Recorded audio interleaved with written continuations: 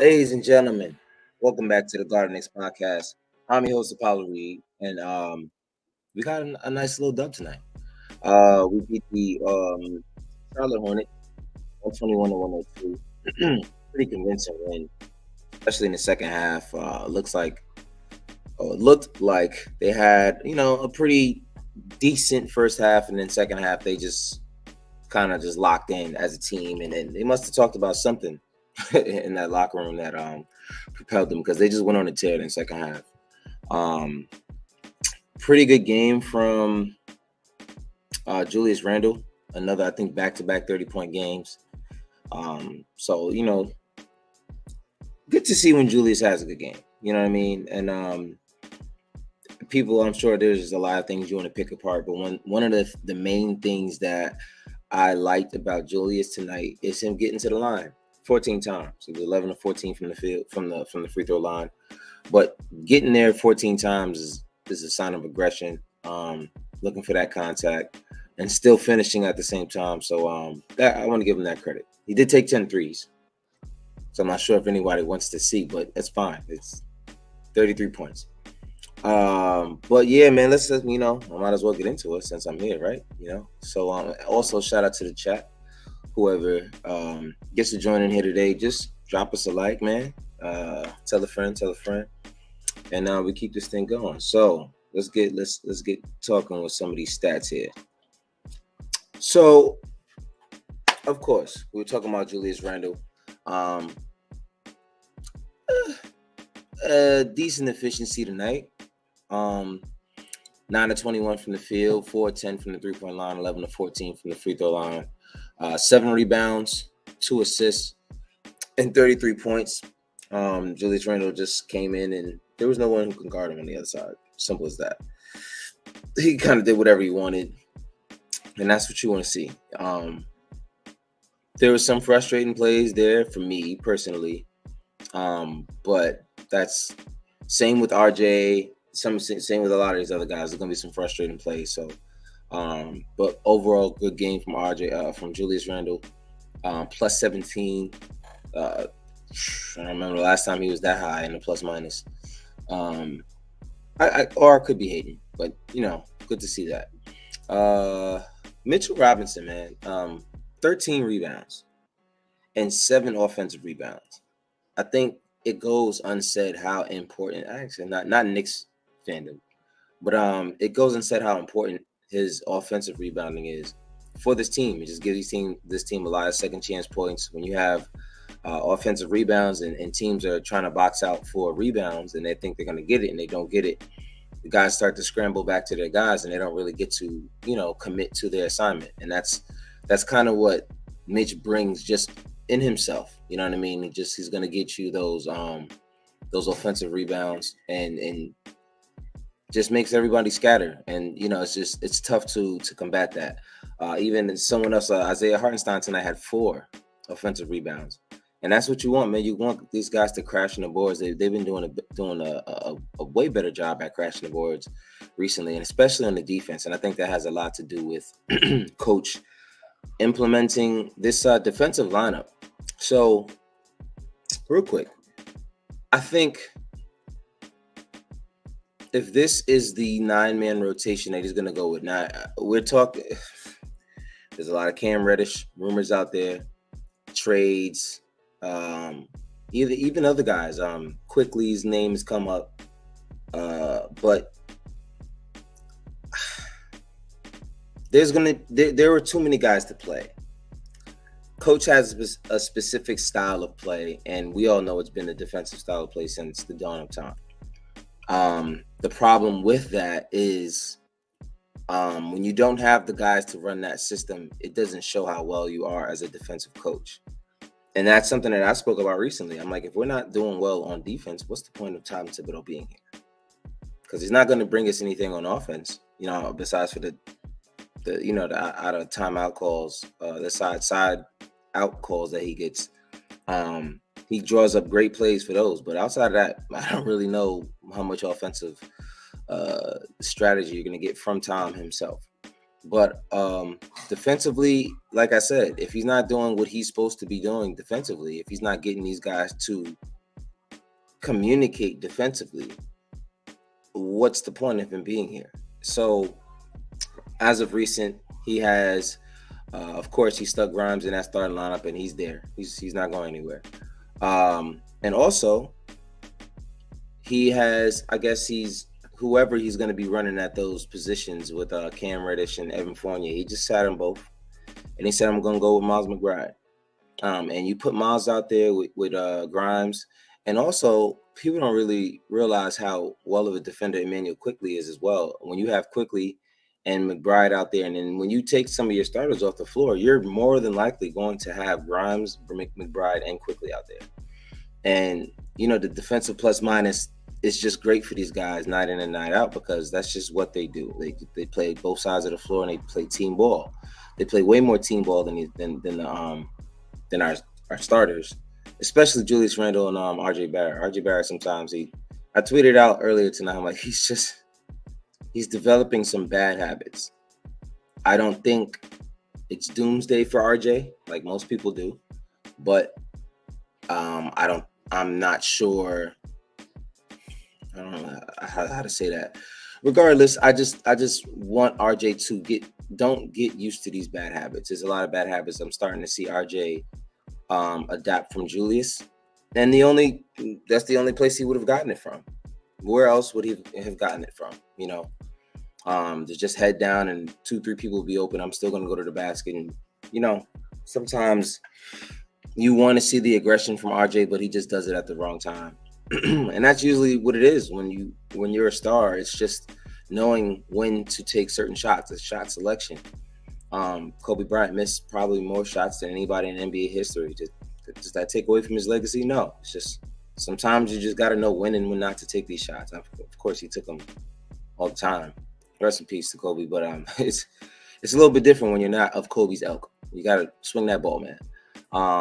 Since we're on the topic of RJ, 9-18 from the field, 50% from the field, 1-3 from 3, 7-8 from the free throw line, and that's the part that you want to see him do a lot better, is connecting those free throws, and that's what he's starting to do. 7 rebounds, 4 assists, 26 points, again, plus 17, along with Julius Randle, I think the highest plus minus on the team. That's what you want. These guys need to be better on both sides of the floor. Like I said, coaches bringing in so many defenders to cover for these guys' weaknesses. Like, they got to step it up. You have to run. Unfortunately, because Julius Randle and RJ Barrett are your best players, and sometimes they fail to commit and stay on their assignments defensively. Now we're forced to sit guys that we want to see play, like Cam Reddish, and play guys like Miles McBride a little bit more, which I'm not against at all. I do also wonder what Obi's minute distribution would have looked like if he was in the game tonight. Because Jericho Sims played 12 minutes, Isaiah Hartenstein played 18. I don't see him playing more than 18 minutes in any game unless Tom Thibodeau just is in a good mood. So I don't know how this 9-man rotation is going to end up. It's very, very tricky. Something needs to happen by the deadline, because we're going to have a bunch of guys with bad attitudes, and we might have some morale issues, because you got a few guys on the team that believe they should be playing somewhere. Evan Fournier should be playing somewhere. Cam Reddish should be playing somewhere. Like, these guys need to be playing. You're not going to convince them to sit in your bench and then just run with this 9-man rotation for the entire year. It's not going to happen. So that's why you hear these trade rumors. But anyway, back to tonight. Like I said, Mitch 13 rebounds, 6 points. RJ plus 17. Grimes, man, he's been so. What's the word? Grimes has been Mr. Reliable. I guess that's like the best thing I could think about. The best word I can think of right now is Mr. Reliable. He's just, he makes very wise decisions with the ball all the time. He rarely just does whatever the hell he wants to do. He just plays within the offense. That's something that you really want from a starter, and you don't really get that in a lot of these guys, man. Just the high IQ, cutting, off ball, like stuff like this shouldn't be called high IQ. It's just basketball. Like, that's how bad we've been. That we see someone come in and play regular basketball and we're like, oh my God, high IQ. No, he's just a good basketball player. And I'm talking about Grimes, of course. But yeah, man, shout out to Jose as well in the chat. I see him. Listen, 3 in a row. By next week, we can be 2 games over 500. Let's not get carried away. You know how they do us. They reel us in. And then they cast us right back out. But I just don't want to get caught up in it. I do think that coach has figured something out with this lineup. You're going to get a lot of heavy intensity, like heavy intense minutes from Deuce McBride. You're going to get a lot of that.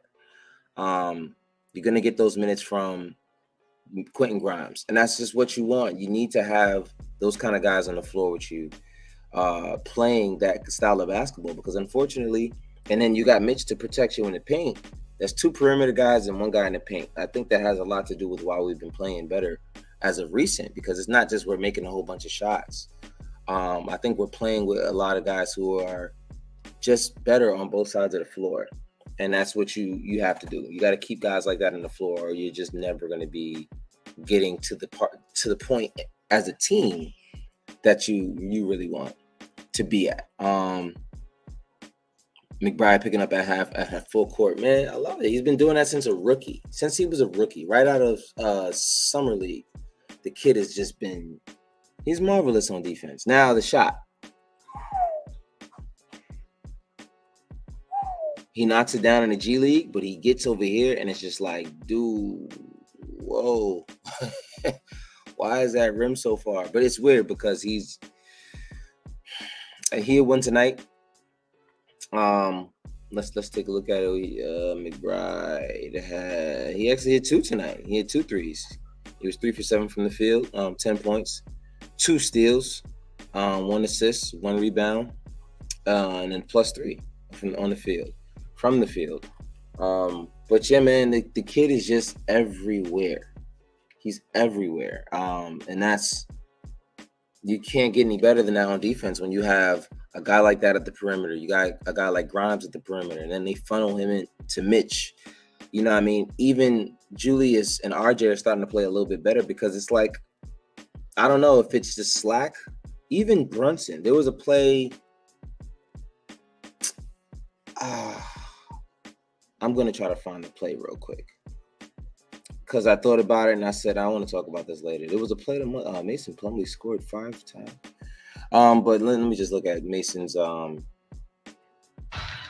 defense by your. No, this is not the play. Get this out of my face. That's not the play there. No, that's not the play. Next play. It's not that play either. Where are we? It was a play where Plumlee scored at the end. Oh, that was nice. I'm trying to find it. I don't want to show you guys a bunch of Hornet highlights. Trust me, I really don't. I don't think I'm going to be able to find it. But there was a play where Plumlee ended up scoring, but Brunson kind of got caught on a screen. But he fought over it so hard. Like, I was like, oh, okay. Like, you know, and that's what you want to see. Like, these guys are that energy is starting to feed off to these other guys. And that's just the point I'm trying to prove. Grimes and McBride, they just bring so much to this team that you wouldn't even think about. It's just like, wow, like I didn't know, like, this guy does this guy does that, and it affects the whole team. It's very infectious. Jose says RJ passed way better today, dunked and passed a couple of alley-oops. And that's the thing about RJ. Sometimes he can be like a great team. He's like a mix of Julius and Brunson in terms of how he sees the game. Sometimes he wants to score all the buckets. Sometimes he makes the right pass. And it's just like, oh, you can do this. You know what I mean? Sometimes, and when I say the bad habits, sometimes he just goes to the basket every time. when there's two people on him, he's going to go to the basket. He's going to take that shot. Now, cool. I love the aggression, but let's be honest. There's a bunch of those times where there's wide open guys just standing in the corner at the hash, and I'm gonna go after two guys in the paint. So let's break out of these habits, RJ. You know what I mean? Love the kid. I think the NBA player needs to use the beginning of the season to get their NBA legs. They have the same record they had in 2020, the playoff year. So, and that's something. If you think about RJ last year, when he said last year, it's ready for me, time for me to take over. That was December 31st, January 1st, and that's kind of what is you have to. And then we're in December now. I don't think it's a coincidence. You play a few games, you got to get that summer rust off of you. You get to about December and you figure out, this is who I'm going to be this year. It's easy to figure out once you know. A lot of guys, it takes them forever. But when you get 20, 30 plus minutes a game, you have the time to sit there and figure out what your game is and how you can be effective for this specific team, especially because this is a different team that we've had in the past. I do think RJ is going to be better. I haven't been completely happy with this version of RJ. I think I was a lot happier with RJ last year because he was just showing the RJ that we all wanted him to be. The efficiency just wasn't there, and it still isn't really, but it's getting a slightly better. And that's kind of what you want to see from RJ. If his efficiency gets up there, that changes who he is as a player completely. If RJ's efficiency is up, if he can grab you a steal or two or a block or two per game, that changes what RJ can bring to your team. But yeah, man, it's so many crucial things. Jose says you need a bench to practice. The league will be expanding soon. Yeah, I think you're talking about Cam, and a lot of these guys not playing and not getting traded and all. You need a bench to practice. Grimes has changed everyone's outlook on the Knicks.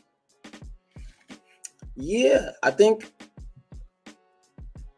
think he single-handedly did it. I do think what he brings to the table does bring it more to the forefront. I've definitely seen a difference since he's been implemented in the starting lineup. The pace, he gets up, and first of all, he's quick. He's quick as hell for someone who's 6'5". He's quick. He can get to a spot whenever he wants. He had a nice fast break dunk tonight, and I'm like, okay, Grimes, this is why they didn't want to trade you. Just prove that to me. Prove to me that you, Quentin Grimes, should not have been included in any of those trade talks, because everybody was wondering why Quentin Grimes was not included, why they were so adamant on not trading Grimes, but they would trade anybody else. He's showing us a little bit why they did not want to get rid of him, and he's making a case for himself, man. And he's a starter in the NBA right now. He's a starter. Is he a starter on every team in the NBA? Probably not yet, but I wouldn't put it past him. You know what I'm saying? I'm going to give him the benefit of the doubt that he will get there, because he is a very, very smart basketball player. He's a good shooter. He can attack the basket, and he plays defense. I don't know. You know what I mean? 3-and-D guys are rare, but you got a 3-and-D guy who is quick, got some handle to him. Very basic, but gets the job done. And he's a gem. He's a gem, and I really don't think this team realizes how much he's going to be important to the future of this franchise. Excuse me, long Friday. I think the Knicks are playing better. I think we need to give them a clean slate. It's a different team I see for the first 20 games. I don't do clean slates with this team. That's just one thing I can't do. I can't. And I can't do clean slates because there's so many times I thought I knew who this team was. Year after year. I thought, oh, that's who this team is. Oh, yeah, nope. It's like they forget. Don't get me wrong. Actually, you never know. It might be a lineup thing. It could be a lineup thing. And if it's a lineup thing, then sure. I think that's possible because now, if this is the sample size of this lineup that you're showing me and we're playing better, then maybe, because that sample size was not there before. And that's why we were losing, because we had a defensive coach with a bunch of guys who were not defensive. You weren't playing McBride at all. You weren't playing Grimes because he was hurt. And Mitch was out. Your 3 best defensive players are gone. So, of course, we're going to have a terrible first 20 games of the season. But at the same time, I'm not jumping out the window yet. I need to see some more. I need to see some more. But I do think they are playing better, and I do think they will be a different team as of the past 3 games, 3 straight wins. I still think 50 wins is a possibility, Brunson. Man. I don't want to do it to myself this year. I think we're a middle of the pack team. At this point, the reason why I don't want to go there is because we're literally beating the teams we're supposed to beat, and we're losing to the teams we're supposed to lose to, which leaves us smack dab in the middle. I don't think we can end up with 50 wins being smack dab in the middle. And I think that's probably more scarier than, I don't know.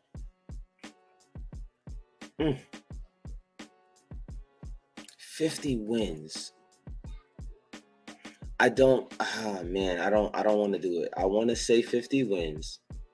But being the middle of the pack team, you're beating the teams you're supposed to beat, and the teams that you're losing to, you're supposed to lose to them. I don't know. Jose says, okay, 45 wins. I think it's possible. I think we're a 50-50 team, anywhere around 50-50. So if we're 45 and 39, 45 and, I don't know, what is it? It's 41 and it's half. So if we're 45 and, what is the other half? Pardon me, I'm a little tired right now.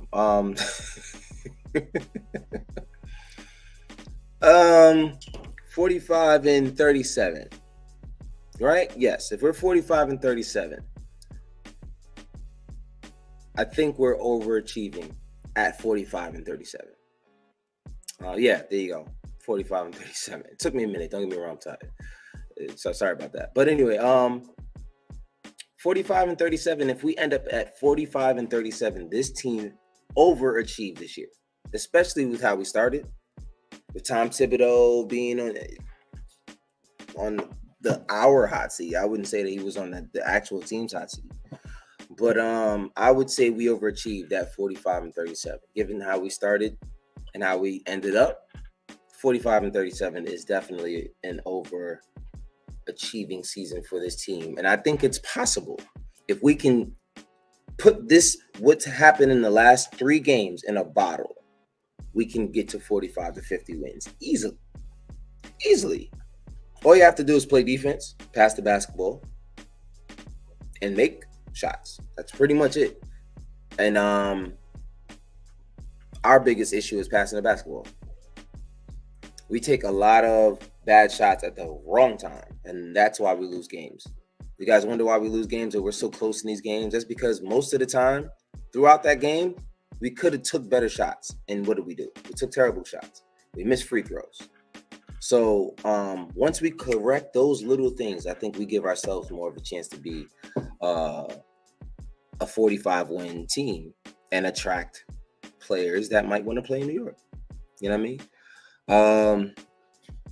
He said we have Brunson now. He'll make a big difference. I do think Brunson's going to make a huge difference, especially in the playoffs. I think Brunson's impact will be felt more in the playoffs than it will be during the regular season. I can't wait. I cannot wait, man. Because we're going to make the play-in. That's just my thing. I think we're going to be at minimum a play-in team. And that's just saying the floor. That's our floor is a play-in team. Not to say that's where I think we're going to be. I just think our floor is a play-in team. Now, since our floor is a play-in team, there's an opportunity for us to, furthermore prove to themselves throughout the season that they can go further than just the play-in. They can sneak into the playoffs. Who are they going to be playing? If they snuck in at the 8th seed, Don't know, don't care, probably wouldn't win that series if we're just being honest. I don't see us being the likes of the Celtics right now in a 7-game series. Or whoever else is at the top, the Bucks. I don't see it. Now give us the Nets. Got something there. Give us almost any other team outside, even the Philadelphia 76ers sometimes. Besides for the fact that they have Joel Embiid, this season, the way we have been playing, I don't want to put it past us to beat certain teams in the playoffs. I'll say. It's a crack. I'm getting old, man. Jesus. I can't even walk. I can't even sneak up on my kids anymore because my feet crack when I'm walking. 35 in a month, man. Jesus. Anyway, the defense being played now as opposed to the first 20 games is like night and day. Tibbs showing his coaching skills. So, but this is my thing. I think he's always been showing the coaching skills. He just didn't have the right guys to play. He had him. He just couldn't play him. He couldn't play Grimes. Grimes was hurt. The first 20 games, basically. He was hurt for like the first 5 to 7 or 5 to 10 games, and then they brought him in slowly. If he was here for the entire year, it would have been, we probably had a different outlook on Tibbs. McBride, another one. Just invaluable with things that he brings to you defensively. And that's why the defense is like night and day. You got this kid is a hound. You can't not play, first of all, you can't not play Deuce at this many minutes anymore. He's going to play. How many minutes? Let's look at it again. How many minutes did Deuce McBride play today? He played 23 minutes and 31 seconds. Do you think there's any way Miles McBride will ever have another DNP under Coach Tom Thibodeau with the amount of defense that he plays? I do not think it's possible. Especially now that he's given the reins to run these guys, his defensive lineup, the way he's wanted to run it. I feel like he came in the beginning of the year, was like, listen, I ran it the way I wanted to run it. This is what's looking up. This is what it's looking like. Next game, I'm going with my lineup. This is stage 2 of the purge. Because they're purging. I mean, look at this. Evan Fournier is gone. Cam Reddish, gone. Derrick Rose, he has to be gone. That's a purge, bro. They figured out who they are, and they're going to stick with that. And I'm behind that. That's what I'm behind. I'm behind finding out your identity and sticking with it, and not sticking with something that's not your identity. Maybe Evan's not their identity. Maybe Cam is not their identity. Maybe Derrick Rose is not in their identity. It's very, very possible. So, yeah, if championship contending teams are calling about Cam Reddish, sure, yeah, let's make that happen. Because what we don't want, I would rather have someone here who's not as good as Cam, but understands his role and will go out there and play when his number's called. That's it. I would rather that versus someone who expects to play and is going to have an attitude and pout when he doesn't get that. I mean, let's be honest. He's been swearing it up and down that he's a star, superstar almost. Not even him. His fans are swearing up and down he's a superstar since he was in Atlanta, and he's dealing with the same situations here. Now, don't get me wrong. I do think it's a bit of a contractual thing. If they had another year with Cam, I think they'd be more patient with him, but they don't. So, unfortunately, that's the situation that we're in with Mr. Cam Reddish. But oh well.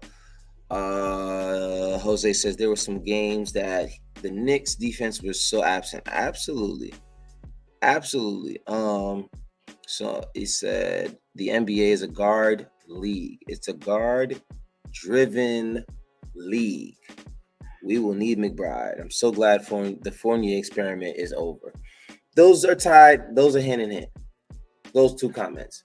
The NBA is a guard league. You need McBride, and being glad that the Fournier experiment is over. And it's 2-1 for one reason. Time and time again, every single time Evan was on the floor, I don't care if he hit 40,000 threes a game, everyone went at him on defense. Every single play. As much as I loved what he brought to this team in terms of spacing the floor, If he didn't have that open shot, that's when I didn't like him, because he did a weird decision. He doesn't pass it when he doesn't have the shot. He tries to figure something out of nothing. That's what I don't like. And sometimes he does it at the wrong time. Well, most times he does it at the wrong time. So, you can't have that. You can't have that. But best of luck to Fournier.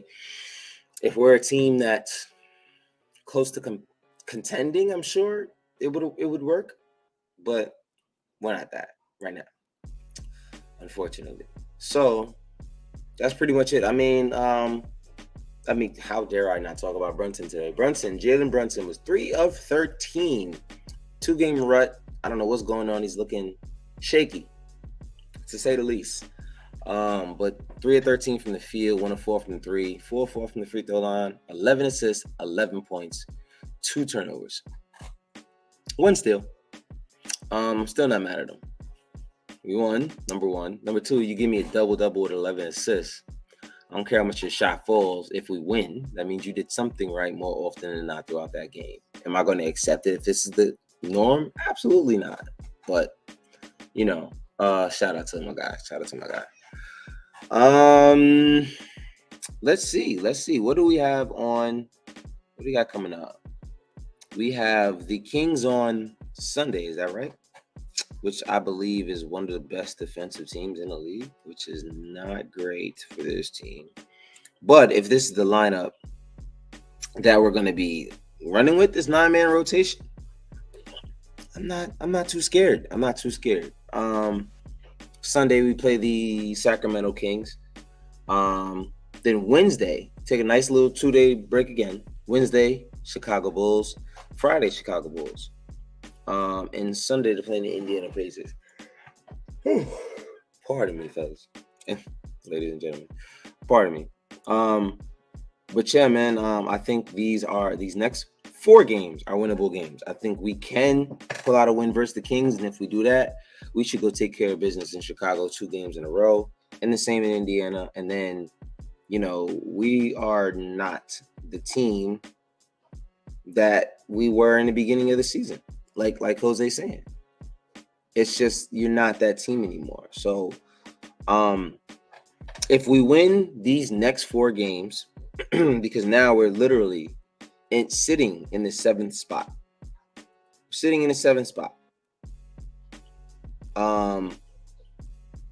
I can't stress enough how much every single game matters. Every single game matters. So, we're 13 and 13 right now. If we win 4 straight, that puts us at 17 and 13, which for sure, undoubtedly, will put us in the top 6 of the Eastern Conference. The fact that we're in the top 8, we're tied with the Atlanta Hawks and the Toronto Raptors at 13 and 13. But in Philadelphia is 12 of 12. Like, these are the teams that are around us. The Atlanta Hawks, the Toronto Raptors, 76ers, teams that are legitimate playoff teams. So, a little too soon to say we've arrived, because that was a hell of a ride here. But I do think that with winning these next 4 games, that would set us on a trajectory that will change the entire season. Whatever happens these next 4 games, especially because the Kings, you kind of expect them to try to run you out the building, your own building. But the Bulls, man, I'm not too sure. I'm not scared of that team. And the Pacers, I'm definitely not scared. So, I mean, if we could win 4 straight games and end up at 17 and 13, it gives us some wiggle room if someone might not feel well today, or their knee might be a little sore. You can tell them take that rest day, because they might actually hurt that day. You know what I mean? But anyway, getting carried away. Long story short, we play the Sacramento Kings on Sunday. And we actually need to win that game the most out of all those other 4. I think that's the hardest team that we're going to play. That's going to be the toughest game. Jose says, is it true that Knicks coaches are from MIT and Stanford running algorithms? I read that on Facebook. I don't know. I do know that they implemented a new strategy on how they, I guess, view and evaluate players. But I'm not sure, man. I don't know what this team does. I don't try to believe any rumors, because more than likely, whenever we're involved in rumors, it's probably a rumor that benefits us, and then I know automatically if it's benefiting us that it's not happening. Unfortunately. Jose says 10 assists from Brunson is awesome. The rest of the team in the game. Yep. We get days off in between games. Good stuff. Yeah. 2 days off until the next one, man. I like it. And Obi out for 2 weeks at least. Man, that's gonna hurt. It's gonna hurt. But hopefully speedy recovery for my mans. And listen, man, that's it. I've done it. That's all I got for y'all on this Friday, this beautiful Friday. I'm gonna go knock down and go to sleep and have a great weekend. I need you guys to go ahead and do the same and rejuvenate yourself so that by Sunday you'll have a lot of energy to yell and scream at your TV while playing the Sacramento Kings. Now, yelling and screaming in a positive way, one kind of thing. Not yelling like, "Oh, you guys are stupid. You should be." Seriously. But yeah, man, that's pretty much it. Hopefully you guys have a great weekend, and on Sunday we shall be here. Like I said, if you're here, hit that like, hit that subscribe. Please tell a friend. And y'all have a good night, man. I will see you guys on Sunday evening and Sunday night. All right. Y'all take care. Peace.